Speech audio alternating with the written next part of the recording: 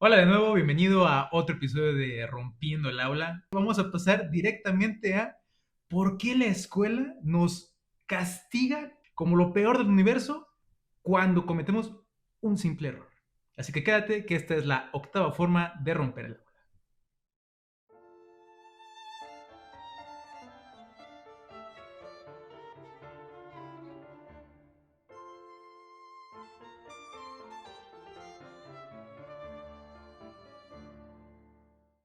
Bienvenidos a Rompiendo el Aula, el podcast donde cuestionamos lo que nos enseñaron sobre estudiar, desarmamos mitos de la educación y reflexionamos sobre lo que realmente es aprender. Soy Miguel Estrada y el día de hoy vamos a reflexionar, criticar y tal vez descubrir cómo funciona la realidad de cuando nos equivocamos, cuando cometemos simples y sencillos errores, cuando estamos aprendiendo y de repente llega ese ogro como la película de Matilda a castigarnos solamente porque nos equivocamos naturalmente como cualquier ser humano en el proceso de aprender. En el aula, equivocarse siempre se ve como un fracaso. El alumno que se equivoca, el profesor lo reprueba, le pone menos atención, a veces le pone más atención porque dice, pobrecito, no entiende, pero no debería ser por eso que nos ponga más atención. Los profesores, el sistema, las calificaciones convierten pequeños errorcitos en la hecatombe de que vamos a ser unos fracasados, de que no vamos a servir para la carrera, de que, etcétera, etcétera, etcétera. Mil otras cosas que son mentira. Los errores se marcan siempre y casi siempre con una marcota, pero siempre en rojo. Se acompañan de las taches, se acompañan de las cruces, luego los chistes de los profes de que sus exámenes parecen cementerios. Puntos menos, regaños, etcétera, etcétera, etcétera. Y es que desde pequeños nos enseñan que lo valioso y lo único válido es acertar a la primera, sin chance de error. Lo único que importa es que lo tengas bien, ya estudiaste, ya aprendiste, ya eres un experto con una o dos veces de haberlo visto. Por lo tanto, y todo esto entre comillas, por lo tanto, ya debes ser un experto y no equivocarte en nada en el examen. Y el profesor a veces no lo dice tan agresivamente, pero a veces cuando nos va mal como grupo o a ti personalmente, dice, es que no entiendo por qué te fue mal. Como si con una vez ese profesor lo haya estudiado y lo ha enseñado y lo toda su vida. Pero tú que lo has aprendido una vez y lo has visto una vez, se espera que no te equivoques. Esto no tiene nada de sentido y no tiene nada de lógica porque el ser humano no funciona así. El problema es que esa mentalidad genera adultos con miedos. Miedo a preguntar, miedo a participar, miedo a intentar algo nuevo. Miedo no solamente a intentar algo nuevo, sino algo distinto. Puede que sea lo mismo, pero de una forma diferente. Y sobre todo, miedo de pedir ayuda. Porque el que pide ayuda, perdón, es un menso, el que no puede, el que necesita de alguien. Y todo esto, todos estos miedos, por algo tan simple como evitar equivocarnos. Algo que no debiéramos tener. Miedos que no deberíamos vivir. Si hablamos de bases neurológicas, el error es ese güey en las películas que toda la película aparenta ser el malo. Y que toda la película estás pensando, este güey es el malo, él es el villano, él va a traicionar. Y de repente, oh sorpresa, resulta que era el más bueno, resulta que era el que ayuda a solucionar el problema, resulta que es el que ayuda al héroe a salvar el día. Equivocarse puede ser un motor, una motivación, un trampolín, como lo quieras ver, sumamente poderoso para corregir y para aprender. Solo tienes, y esta es la dificultad, porque todo el día, todos los días, todas las semanas, todos los meses, todos los años, en cualquier contexto, se enseña que equivocarse es malo. Pero si aprendes a usar los errores a tu favor, podemos convertir algo malo, que nunca es malo, solamente eso se dice y eso se enseña, convertirlo en una muy buena herramienta, una de las mejores herramientas, diría yo. Por ejemplo, un pequeño paper de Slameca y Graf del 78 y otro de Carpenter del 2009 demuestran que intentar responder, o sea, intentarlo, tratar, hacer ese esfuerzo, en lugar de tener que abrir siempre tu libro o ver el celular o ver el pizarrón, que tú trates así de forzarte como si estuvieras tratando de activar tu cerebro. Ese esfuerzo, aunque independientemente de que aunque al final lo tengas mal, ese puro esfuerzo ayuda a reforzar la memoria. sea, que tú te obligues, es como una especie de entrenamiento, que tú te obligues a recordar y a recordar y a recordar. Si a la primera que dices, uy, no me acuerdo, y pasaron 2 segundos que intentaste hacer memoria y ya te rindes y dices que no te acuerdas, tu cerebro, como si fuera una especie de perro o de animal o lo que tú quieras llamarle, se va a acostumbrar a que no se debe esforzar. Pero si empiezas a forzarlo y a forzarlo y a forzarlo y a forzarlo y vas reconstruyendo de formas que en otra ocasión hablaremos de cómo recordar mejor, pero si vas esforzándote, ese puro esfuerzo ayuda a que tu memoria se fortalezca. Moser y colegas, también en 2011, encontraron que el cerebro reacciona a los errores con un aumento en la actividad eléctrica, o sea, como que le das un toque. Cuando nos equivocamos, generalmente el mundo alrededor deja de tener sentido, deja de girar. O sea, como cuando dicen que te enamoras, que el mundo deja de girar, pero cuando te equivocas, no importa que alrededor se esté incendiando el lugar. Tú estás pensando en que te equivocaste y estás viendo que te equivocaste. Si ese momento lo trabajas, ahorita veremos cómo, ese momento te hace aprender. Los descubrimientos se hicieron identificando errores. Por ejemplo, el científico Alexander Fleming cometió un error y no esterilizó. Bueno, no cometió un error. Bien se dice por muchos lados que era medio desorganizado, medio sucio, como que comía y lo dejaba ahí en lugar de lavarlo. Digo, también para sus años, pues la higiene no era tan guau, ¿no? El chiste es que en una placa de Petri nació un hongo. Y ese error desembocó, después de distintos pasos, en descubrir la penicilina.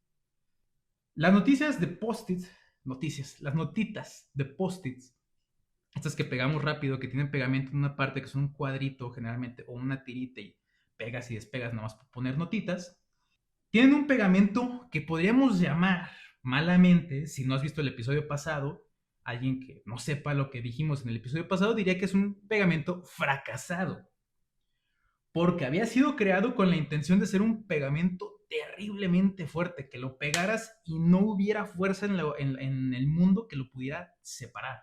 No funcionó. Y alguien dijo, oye, este error, que no funcionó como se quería, pero en lugar de corregirse, y si lo utilizamos para esto, y ¡zas! Hoy las notas post-it son un éxito en todos lados. El químico Otto Hahn cometió un error de interpretación. Su experimento funcionó muy bien, pero él no lo pensó, no lo vio correctamente. Pensó que había fallado, cuando el experimento en realidad nunca falló. Ese error, su colega Meitner lo corrigió y descubrieron, a final de cuentas, después de algunos pasos, la fisión nuclear. Mediante estos errores, por dar algunos ejemplos, nació el progreso. Si la ciencia, la historia, los descubrimientos han nacido de errores o de descuidos, si tú quieres, pero han nacido de no ser perfectos. Si todo eso ha ocurrido a lo largo de la historia, ¿por qué tú, o con qué sentido, o con qué lógica esperarías que tú seas perfecto con un solo intento? Si lo logras, qué chido. Está muy bien, está perfecto. Pero si no lo logras, es completamente natural. Al revés, antinatural, extraño, fuera de este mundo, surrealista sería que lo lograras a la primera siempre. Probablemente estés pensando, ay, ojalá ocurriera. Pero sería algo, la verdad, bastante extraño. El deporte es otro grandísimo ejemplo. Fallar tiros, ya sea de canastas en el básquetbol, ya sea de tiros en el fútbol, ya sea de swings en el tenis. Pues sí, en el tenis también se hacen swings, pero yo quería decir golf. Pero bueno, perder partidos, equivocarse en jugadas, piruetas fallidas, los gimnastas, malas estrategias, los entrenadores, todo eso es parte natural del entrenamiento. A veces el equipo jugó muy bien, pero el entrenador pensó mal. Es parte de. A veces un pequeño error puede marcar un resultado negativo, pero no por eso vamos a satanizarnos. Ya lo vimos en el episodio pasado. Un pequeño error hay que tomarlo para aprender de él. Nadie espera, y esto sería una irrealidad, si nadie espera eso de los atletas, ¿por qué otra vez habríamos de esperarlo de nosotros? Nadie espera que los atletas acierten siempre a la primera o que siempre gane el equipo, que nunca pierdan, que siempre se gane el oro. Si todo mundo siempre ganara el oro, pues los deportes dejarían de existir como los conocemos. En cambio, se espera que si ya la regaron una vez, si ya se equivocaron una vez, se espera que a la siguiente lo logran. A veces algunos hay más chance de que fallen, pero imagínate que un médico se equivoque. Si un contador se equivoca, de repente hay una multa y todo, no pasa nada. Pero hay otros errores que se satanizan más porque tienen consecuencias más graves. Y de ahí también que hay algunos errores que se sientan más fuertes. Pero si estamos hablando de la escuela y de aprender y todavía no estamos en una posición de vida o muerte, los errores siguen siendo parte del proceso. Y aunque suene feo, hay errores muy graves que también sirven para aprender. Habrá consecuencias peores, pero siguen sirviendo para aprender. En las empresas incluso hay lemas como fail fast, fracasa o equivócate rápido. Esto con la intención de saber, esto no funciona, esto no funciona, esto no funciona, esto sí funciona, es el nuevo producto del mercado. Otra vez, equivócate, innova, experimenta, intenta, crea, esto funciona, esto no, esto sí, esto no, esto no. Y así es como las empresas se van actualizando, modernizando y siendo tendencia. Estamos de acuerdo que hay una marca de cierta fruta medio mordida que no ha hecho esto últimamente porque los aparatos que han sacado son los mismos desde hace como 4 o 5 años. Pero en otros casos vemos que sacaron una nueva cámara, que sacaron una nueva batería, que sacaron un nuevo sistema operativo, una nueva inteligencia artificial. En todos lados vemos innovaciones. Y las vemos, esas innovaciones, porque no podemos ver todos los fracasos que hay detrás. Pero si se hubieran rendido en esos fracasos, nunca hubiéramos visto ese producto en el mercado. Y eso es lo irónico. Mientras en la vida real equivocarse es fundamental, es básico, es elemental para la mejora, en la escuela es lo que más se castiga. Antes de castigar que estás hablando en clase, que estás sacando el celular, que te distraes, que te duermes, antes que castigar eso, lo primero que castiga un profesor es que te equivoques.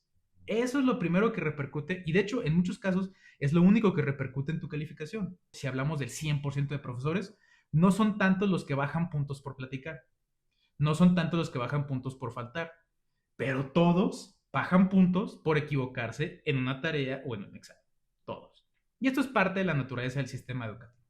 Los alumnos que se equivocan una y otra vez en clase, como ya mencionamos hace rato, los profesores suelen tacharlos. Y eso es lo peor. No solamente el grupo o tus compañeros, el mismo profesor y a veces hasta los padres suelen tachar a ese alumno que se equivoca recurrentemente como el tonto, o el menso, o en buenos términos, cuando bien nos va, el distraído. Cuando en realidad simplemente tiene un proceso de aprendizaje más rápido, más alargado, perdón. No será un proceso tan rápido porque comete más errores, pero esos errores son necesarios para esa persona para aprender. Algunos aprenderemos con un error, algunos aprenderemos con 100. Y no está mal ni está mejor uno ni otro. Simplemente cada quien aprendemos a distinto ritmo. Pero cuando un alumno se equivoca muchas veces, siempre llega la etiqueta de burro. Bueno, hoy en día ya no se dice burro, ya algunos profesores lo dicen de otras formas un poquito más elegantes, pero todo profesor siempre etiqueta a un alumno como el menso, el que no entiende, el tonto, etcétera, etcétera, aunque no te lo digan. El resultado de todo esto es una generación de estudiantes que prefiere no decir absolutamente nada y probablemente esto te suena, conoces a algún compañero o tal vez seas tú quien dices, qué pena preguntar y si el profe ve que estoy mal o el grupo ve que estoy mal o X persona ve que estoy mal, no, mejor no digo, mejor me lo quedo para mí. Si tengo suficiente interés en mi casa lo busco y si no lo pregunto en el grupo donde nadie sabe quién soy. Pero en lugar de preguntar en ese momento por el miedo a estar mal y el miedo a exponerte que estás mal, evitas preguntar y evitas aprender, a final de cuentas. Pero los errores, como ya mencionamos, no son inevitables. Sería inhumano que alguien no se equivocara. También deben volverse nuestros mejores aliados.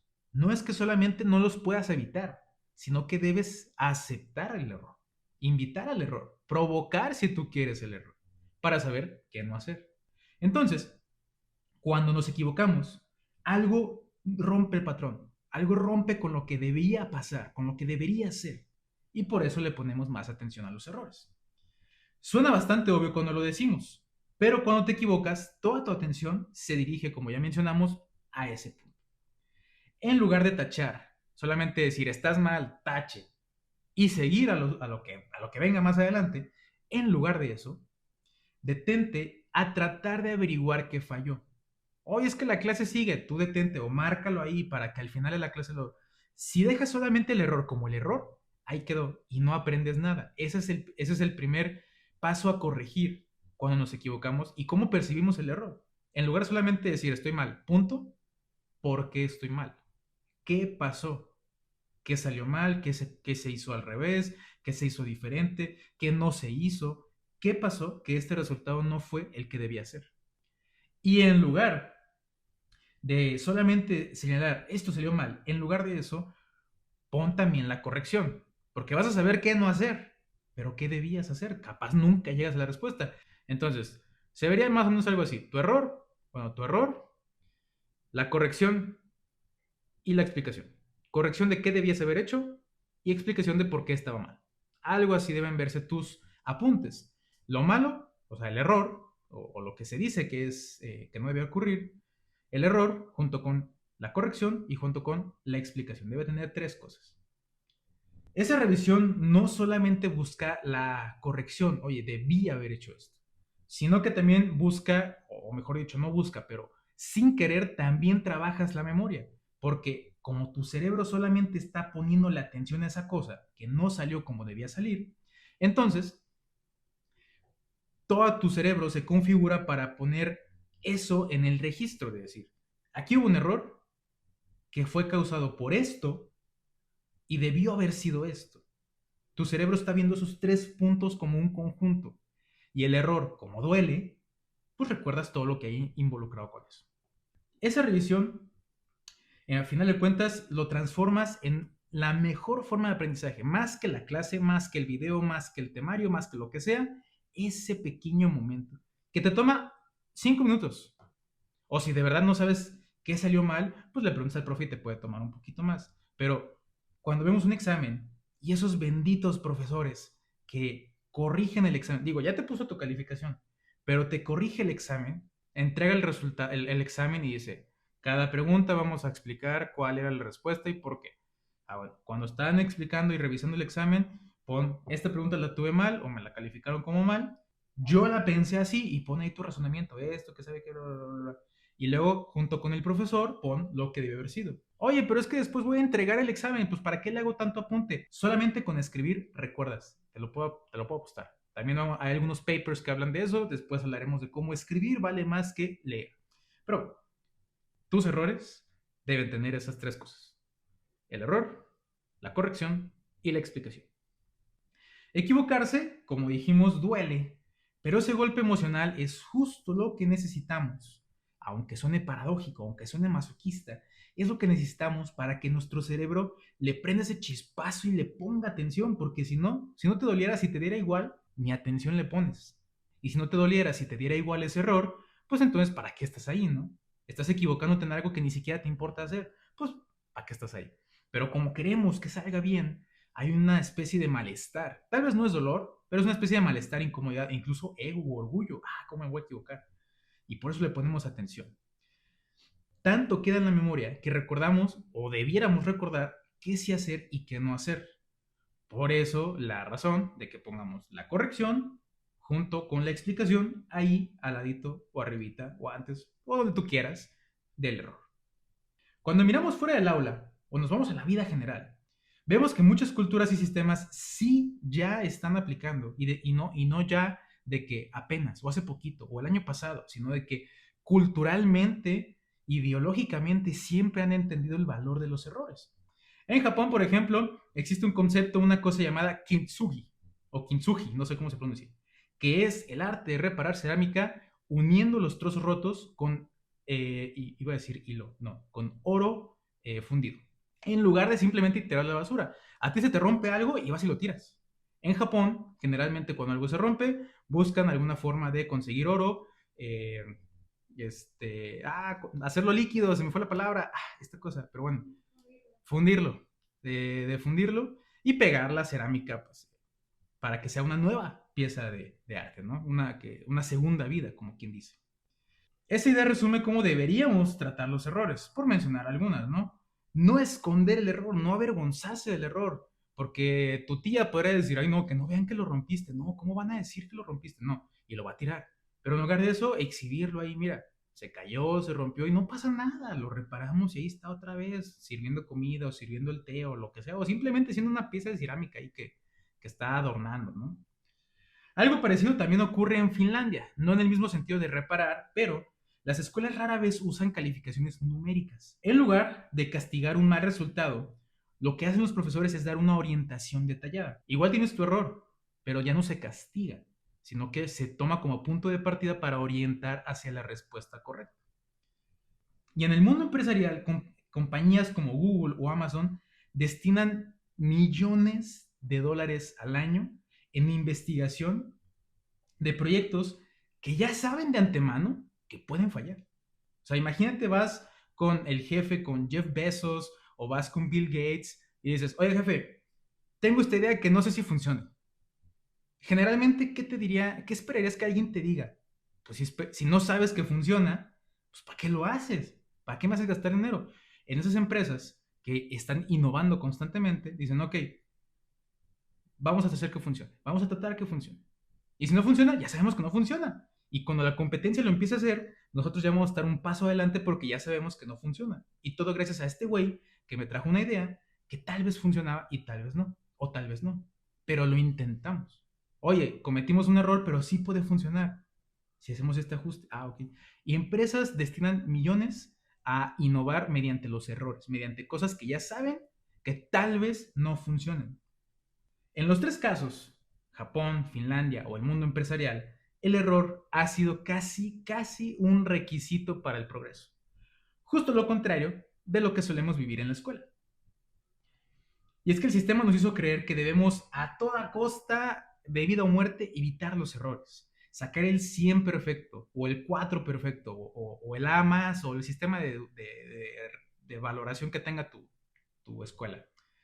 Cuando en realidad equivocarnos es la parte más valiosa. Y yo sé que nadie te va a premiar por reprobar, pero es que si ya llegaste al punto de reprobar, es porque nunca corregiste o nunca te ayudaron a corregir los errores a tiempo.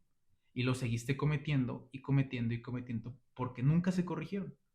Y si intentaste corregirlos, probablemente nunca fue de la forma correcta y fue desde la forma de la culpa. Es que estoy bien menso, es que no puedo, es que cómo me fui a equivocar, si estaba bien fácil. En lugar de verlo como una oportunidad, si pensaste esto que estaba mencionado, o te identificaste con esto que he mencionado y no has visto el episodio pasado, te recomiendo ver el episodio pasado. Y si te ha pasado algo diferente, por favor ponlo en comentarios. Sin errores, en pocas palabras, no hay mejora. No hay descubrimientos, no hay innovaciones, simple y sencillamente como especie no hay progreso. Y sin embargo, la realidad es que seguimos satanizando y castigando cada mínimo error. ¿Y sabes qué es lo peor? Que a veces el que más lo castiga eres tú mismo. El que peor castiga los errores de una persona es esa misma persona. Como dijo el multicampeón de la NBA, LeBron James, aprendes más de las derrotas que de las victorias. Por ahora nos vemos en el próximo episodio de Rompiendo el Aula, donde seguiremos cuestionando, criticando y tal vez reflexionando y tal vez descubriendo y tal vez encontrando cosas que nadie diga, cómo funciona la escuela, cómo funciona el error y cómo funciona aprender.